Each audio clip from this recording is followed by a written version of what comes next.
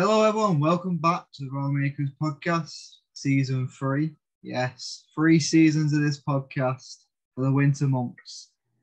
So today, we do have a very special guest. He's been on before, but I want him back again. None other than Simon Eager. How are you, Simon? Adam, how are you going? So, since last time you've been on, just give us an update of what's been going on for you.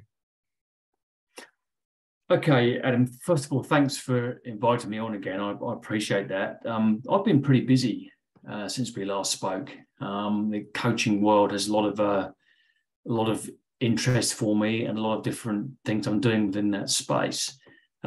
Since we spoke, I've gained a few clients. I've been talking to international clients from where I am in Australia and providing coaching packages.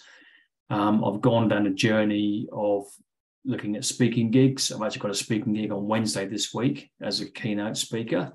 That's at a mental health day, a mental health awareness day. Something I'm pretty passionate about is what I term as mental fitness.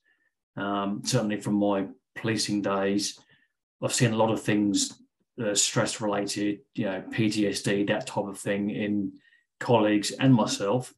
And I believe that with the right exposure to these issues, that people don't need to suffer perhaps as badly as they are. If they've got connection and they've got options, then their level of mental well-being can be better than perhaps it might have been. So there's a lot going on, a lot of opportunities out there, a lot of training I've been doing since I last spoke to you. I'm looking at areas, neuro-linguistic programming has been one, a very much a heavyweight tool in the coach's toolbox, as I know you're well aware of. Looking at hypnotherapy as well as a modality. So there's a lot happening. It's an exciting space to be in, Adam, and I definitely see coaching as being big and getting bigger as we move forward. Yeah, it is getting bigger. It's one of them where everyone needs a coach, but some people are more skeptical about coaching. Yeah, it's an interesting statement, isn't it? I've heard that a few times. I can relate a little story about that. A former colleague of mine used to say to me in meetings, he'd say, and it's only a couple of years ago, he'd say things like, who would pay for life coaching? Who would pay for life coaching where you can just go on Google and look up whatever it is you're talking about? And I kind of thought about it for a while, and I thought, has he got a point or not? And I think, well, no, I don't think he has. I mean, yes, you can go on Dr. Google, look up all sorts of things that you want to look up, but where's the accountability? Where's the investment by a coach in a person's progress, and whether they actually achieve their goals or not? That's where the coach really comes in my view, is to shine a light on that person's situation, to show them the pathways they've got ahead of them, get them to empower themselves and provide that accountability as well. So I think coaching has got a lot of value to it, and I think it occurs on so many different levels that I think just to shut your eyes to it and say, well, I can get everything online, I think is a bit naive, in my personal opinion. Yeah, Dr. Google, can't stand that, because not everything on Google is accurate or correct. There's a lot of false information out there. Yeah. It's like, obviously, when you're ill, you go to a doctor, you won't go, oh, let's go Dr. Google, he'll tell me what's up with me. Yeah. So, plus, with a coach, you grow together, because you can see the progress that you're making, and you'll always be accountable, because you'll always have someone there to kick your ass, and then you'll have someone there to congratulate on your wins or your losses, whichever one it is. Yeah. So with the NLP, have you completed that, or are you doing it? What's going on with that? I've completed the course, Adam. It was 6 months of intensive study, and I've now completed that. Yeah. I know, I love NLP. It was very interesting. It's actually an area of coaching that I didn't realise the actual power and potential of it until I really got into the detail. NLP actually is something which, as recently as a couple of years ago, I had a real block against it. I had someone use it against me in a situation, or I felt it was against me anyway, and I detected what was going on, and it really upstaged me, made me feel a bit insulted at the time. So I had a fairly a false view of what NLP really was until I actually understood it. And the penny dropping moment, or the red pill moment, if you like, when you actually get into it and realize that NLP is the way our minds work. It's happening around us all the time anyway. So I thought, might as well get with the program and learn what's going on here, because it's happening regardless. And it's a decision I'm glad I made. And the training, training opened up by saying, the statement was made that this is a red or a blue pill moment when you come into this. You can take the red pill, open the lid on this stuff, but you will never go back to life as it was previously.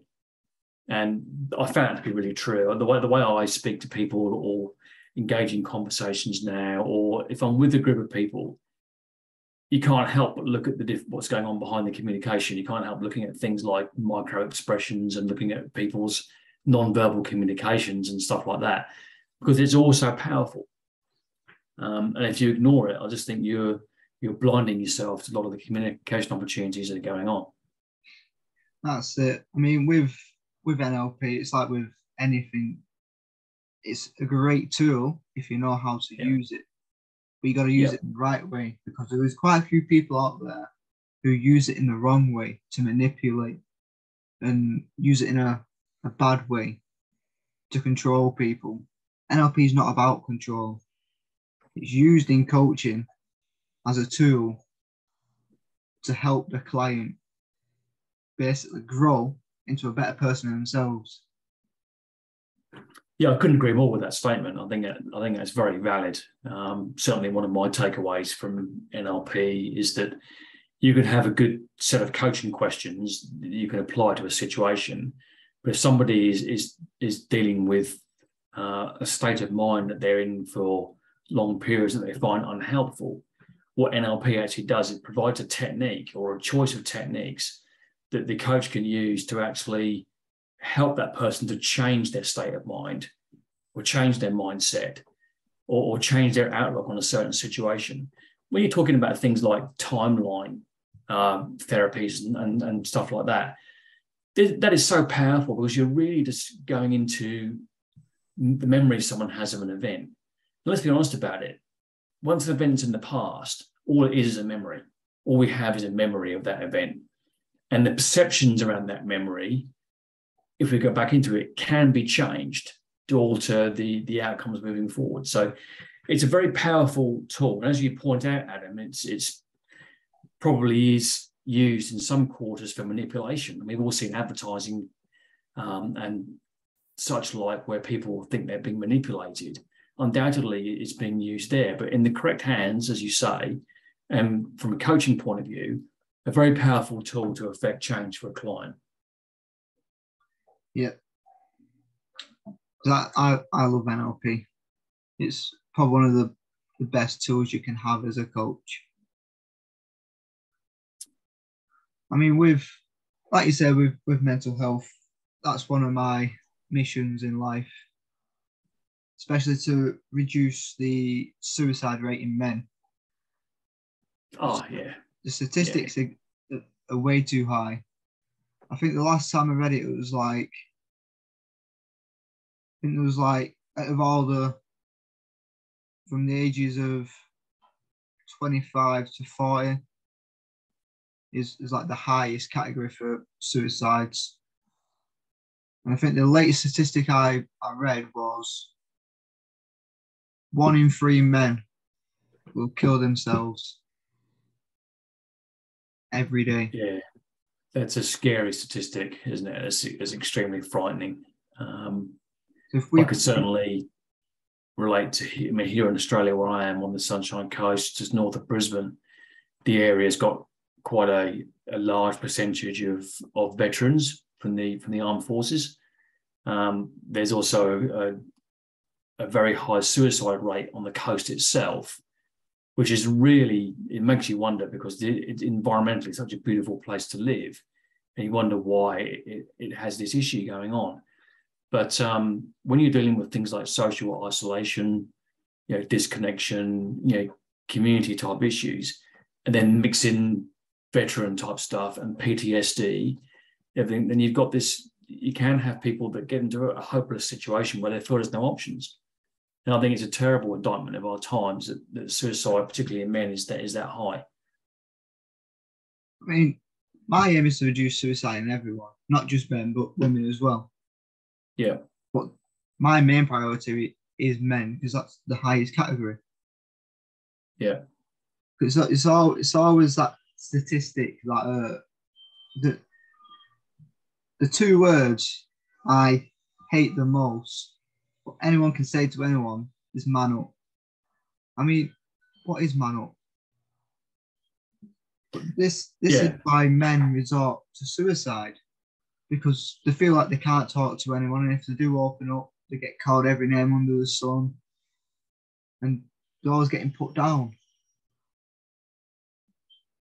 Yeah, it's interesting because, again, I can relate to my police career, being a bobby in England in the early 90s.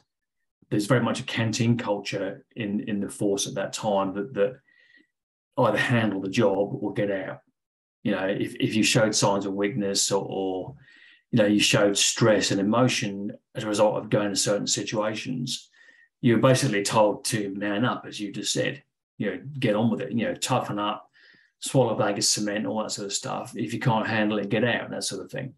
I mean, there was help available in inverted commas, but it was made quite clear to us back in those days that if you went to the force medical officer for mental health issues, you probably would be doing yourself a disservice in terms of promotion prospects and stuff like that, which is fairly, it's pretty bad to be talking about it like that, but that's what the culture was like.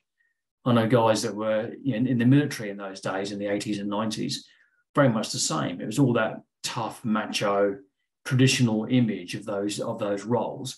And don't get me wrong, there's a time when you've got to be like that, particularly if you're in the military or the police. You've got to be tough sometimes, but it doesn't mean to say that you approach life as a macho sort of action hero meathead with no actual thought behind what you're doing. It doesn't have to be like that. You need to be intelligent as well as, being firm when you need to be.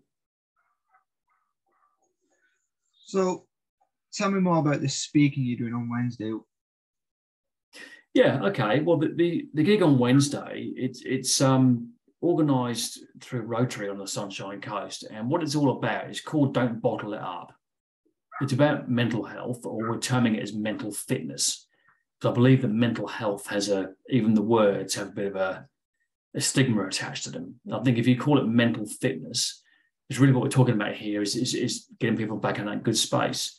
So what it's about, it's a group of speakers have been brought together, including myself, and there's a professor from the University of Sunshine Coast, and there's various other speakers in there who are going to be talking about different aspects of mental fitness. Some of it from a scientific point of view, some of it from the psychological point of view, and others of it from experience in terms of community values and what can go wrong when things like isolation occurs or poor treatment of groups of the community by government, police, or whatever. So there's a bit of a spectrum of what's happening in the mental health world. And there's an emphasis on the Sunshine Coast with the veteran situation I was telling you about earlier with high suicide rates. We're trying to address that. We're trying to sort of shine a light on why are the suicide rates so high? Why do so many people present with PTSD? Why is this becoming so prevalent in a society which, in many respects, has it all?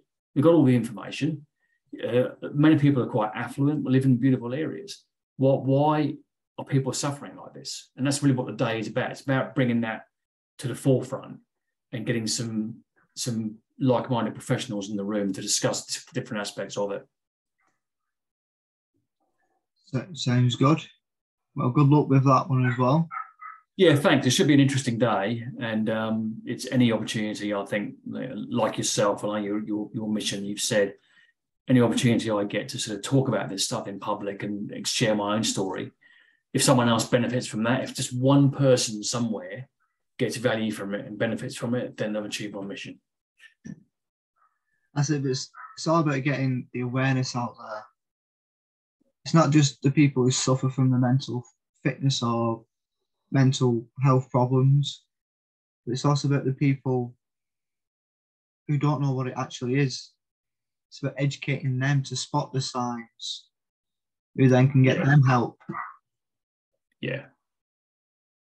Yeah, I agree with that. And certainly just relating my own journey to it with PTSD, I was only diagnosed with it 18 months ago.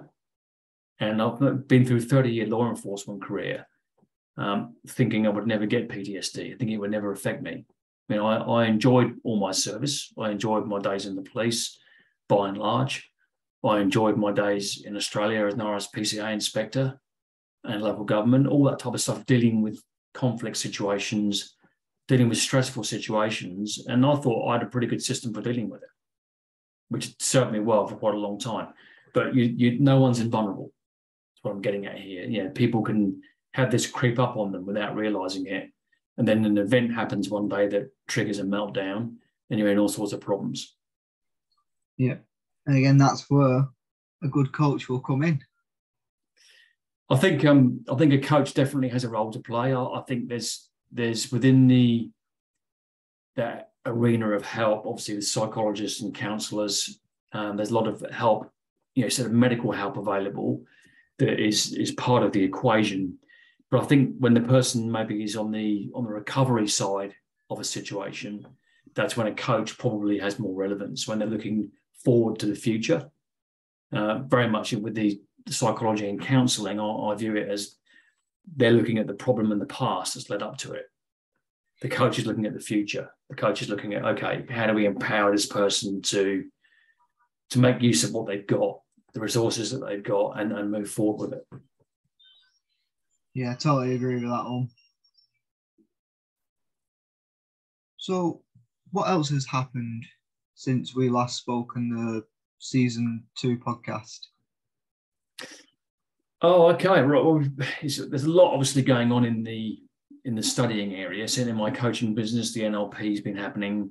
I've done a lot of work on the business itself, sort of website development, that sort of stuff. So it's a gradual building of resources. I'm looking at every opportunity I can get to put my message out there, to talk to people, and develop my skill set, really, because I believe that I've got this very fond saying at the moment that you either evolve or dissolve. The personal development thing, you constantly got to be up-leveling your game, moving up to the next level, gaining more knowledge, talking to more people, taking action, all that sort of stuff. And that's really what the last 12 months or so has been my focus on, is just amassing all the tools in my coaching toolbox, building my marketing strategies and getting myself out there. I'm in this for the long haul, Adam, as you know that. I know you are too. I'm not going anywhere in a hurry, so I just need to keep going with this until I can get the message across and help as many as I can, basically. That's it. I mean, every day's a learning day. You never stop learning. Absolutely it is, yeah. Because the day you stop learning is the day you say you're the best. Yeah, and it's interesting, isn't it? Because I've heard that a lot of times lately. I've heard that, and I've also heard it said that the day you stop learning is the day you die, because your brain's not open to new concepts anymore. Your brain's either growing or shrinking. There's no sitting on the fence. That's the way I see it, anyway. Yeah, I mean, I don't know if you can see that behind me, but that's my motto from Rocky Balboa. Yeah, it's a classic. It ain't about how hard you hit. It's about how hard you can get hit and keep moving forward. Yeah. That's the message I like to bring across. Yeah, it's a classic, isn't it? I remember there's a Mike Tyson one too, which is fairly famous. I can't remember exactly what it said, but it's something like everyone has a plan until they get punched in the face.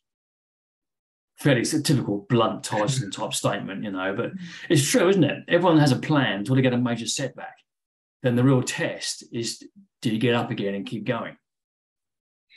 Yeah, and that's the difference between quitting and failing and failing and success.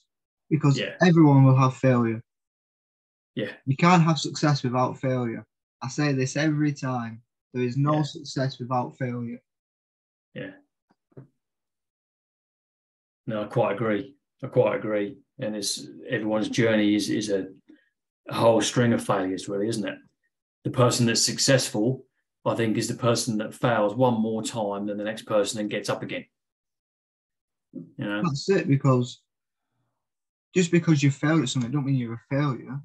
It's a learning curve. You take what you've learned from that and then you make it better the next time. Yeah.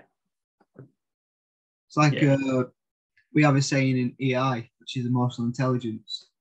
Take what serves you, bin the rest. Yeah.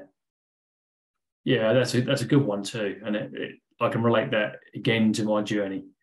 Other people say to me in the past similar. You know, I've had a police sergeant say to me in the early days one day, he said, look, Simon, he said, look at everyone else on the shift that you're working with now. Look at all your new colleagues and take something out of them that you like about the way they operate, the way they conduct themselves, the way they speak to people. Take something from each person and then form your own style of doing the job. There's a similar saying to your EI one. You know, it's taking the elements of what you like and then running with it. You know? Yeah. Because EI, if you ever do it, it's probably one of the best courses you'll ever do. Yeah, I think it's very interesting, isn't it? There's a lot of awareness around that, or there should be. There's certainly in my work environments in the past, emotional intelligence is critical. You know, if you're not emotionally aware of what's going on around you, very difficult to work in a team environment if you haven't got your head around that sort of stuff.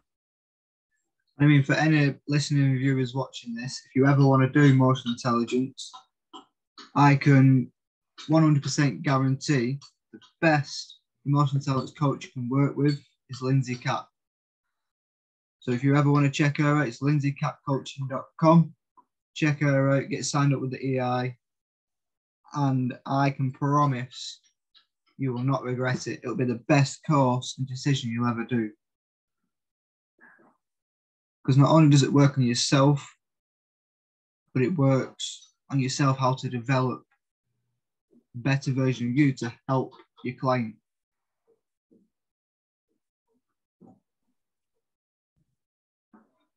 So you're saying you develop your website. What's your website? Okay, if you go to www.simoneager.com, all lowercase, I can send you the link after the session. That's my site at the moment. So that's got lots of stuff on there. It's quite interactive. It's got lots of different aspects or areas of operation that my coaching is moving in. So check it out, have a look, and let me know what you think. And again, all these handles that Simon's saying will be linked in the description down below. So go and check his website out. You got a Facebook group, right? Yep, I've got my Facebook profile and I've got Simon Eager Coaching on Facebook, which is my specific coaching group. So I'd love you to go and check that out. It's fairly active. I put content in there most days. It's a good sounding board for coaching stuff, live videos, other videos, loaded with material. So yeah, it's a good place to go and have a look. So again, check Simon out. Say he's a great guy. I mean, we should actually meet up in person at some point. Yeah, I think that's on the cards, Adam. I'm thinking about a UK trip at some point in the near future, and I would love to catch up with you guys and sit and talk coaching for a bit and talk about life. I think it would be a great opportunity, and I really look forward to it. I think you should all work with Simon. He's a great coach, great guy, down to earth. He won't give you no BS. No, I appreciate that, Adam. That's very much my philosophy. Call a spade, talk straight, straight talking, and yeah, truthful. I'm a truth seeker, always have been, and I'm in this business to give the best value I can and help people and just empower them to move forward. So, is there anything else you want to add? I'll just add this. For any of your listeners out there, if you're struggling with anything, if you're struggling with mindset issues, just know that there is help out there. consider getting yourself a professional coach. It might be the best thing you've ever done. But the takeaway I've got for you really is that whatever is going on for you in your life at the moment, the biggest thing that's going to get you moving towards light and positivity is just having a belief mindset. If you can just instill some belief into you for whatever it is that you're facing, just a little bit each day, so you take a small step, then that's what's going to eventually haul you out of whatever situation you're in and get you into a better situation. So self-belief, I think, is key. Well, guys, let's all give Simon some love. Check out his website, check out his Facebook group, show him the love, support, check him out, get coaching with him. Simon, thank you for coming on again. Thank you, Adam. Pleasure to talk to you. We'll have to get you on again next time. 3 times, eh? Maybe 4, 5, 6, who knows? So for everyone out there, don't forget to build up that courage, draw on the confidence, and get back your raw. I've been Adam from the Raw Makers, talking to Simon Eager. For now, good night, God bless, share the love.